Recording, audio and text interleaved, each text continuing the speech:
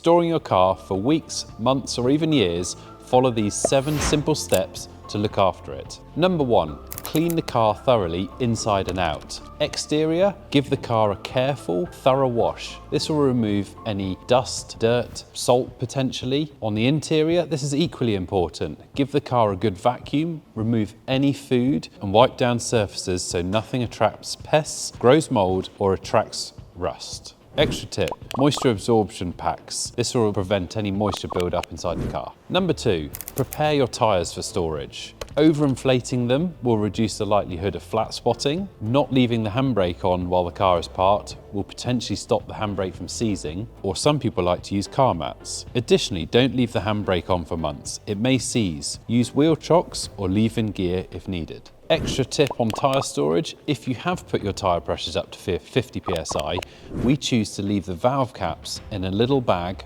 on the passenger seat as an aide-memoire, so that we need to reduce the tyre pressures at the end of storage to road pressure. Number 3, check your fuel and fluid levels. Under the bonnet, it's a good idea to check your oil, water, brake fluid. Make sure all the fluid levels are where they should be before going into storage. Secondly to this, you might want to use a fuel stabilizer or storage petrol to slow the degradation of your petrol whilst in storage. Number 4, choose the right place of storage. Clearly you've got inside or outside. Tough decision.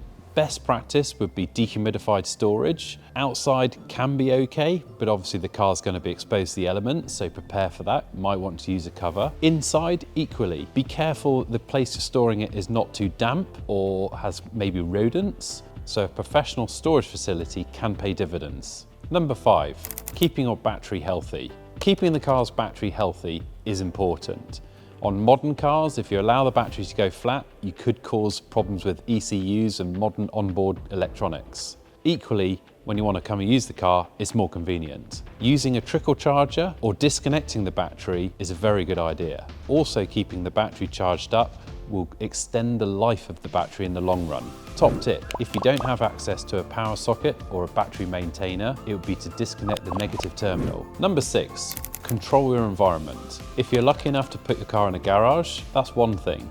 The next step, if you can, would be to dehumidify that garage or put the car in an air chamber or a car coom. These don't dehumidify, but they keep the air moving and they protect the car so that nothing can touch it. Number 7, cover your car the right way. Whether the car is being stored outdoors or inside, a breathable cover is a must. Outdoors, be careful the cover is a good fitting cover or tied down correctly. Flapping in the wind can cause a lot of damage to the paintwork. If the car is indoors, a soft breathable cover is important, hence why washing the car is point 1, so that we're not scratching the car, placing the cover on and contaminating the cover. This is your basic but essential guide to storing your car at home. However, if you want to use the ease of someone else caring for your car, here at Windrush we're always happy to help, no matter the car. A little bit of work up front, being considerate about how you put your car away, will pay dividends in the long run.